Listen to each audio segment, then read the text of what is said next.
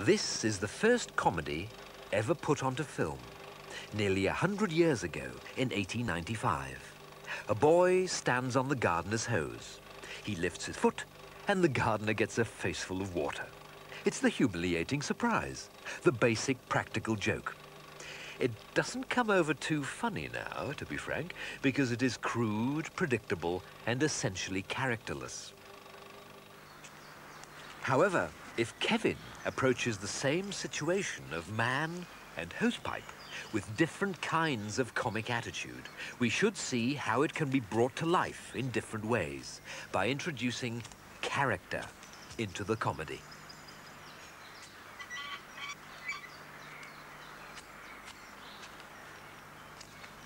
Number one, the dim attitude, the comedy of stupidity. The crucial element in the character of the comedian is his lack of awareness.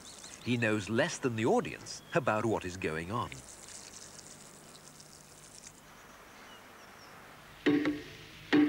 The dim comedian confronts the world with a kind of bewildered innocence.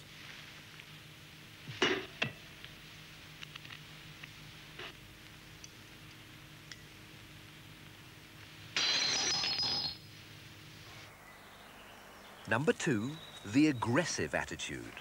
The crucial element in the character is his lack of consideration for others.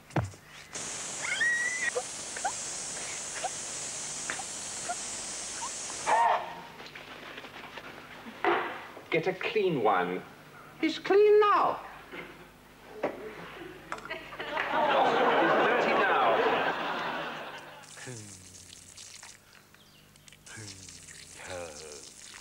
Number three, the crude attitude, the comedy of vulgarity.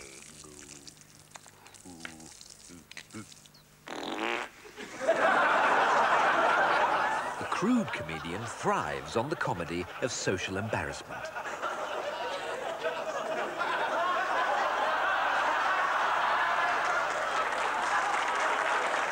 No FP. No fun. So which comic attitude is funniest? Probably the one you find funniest is the one with which you identify most. Only if you identify with a comic attitude can you laugh. Take Chaplin, for instance. The whole world found him funny in his day, but hardly anybody laughs at him now. Why? He is certainly far more skilled and inventive than a lot of modern comedians whom we do laugh at. He does everything it is possible to do in visual comedy, including all the things we've talked about so far. He wears comic clothes, he has a comic walk, and he is an expert in using his body. He is constantly transforming himself, turning himself into a woman, or an animal, or an object. His films are full of slapstick and acrobatic stunts. There is a relentless sadism, understated violence, and overstated violence. There are surprising appearances and disappearances. There is surrealism, and there is imitation. He is an expert mime and a sharp observer of human behavior. Chaplin was also a perfectionist in the execution of his comedy, doing hundreds of takes to get things right. And yet, however much we admire him, it is hard for most of us these days to actually laugh at his films.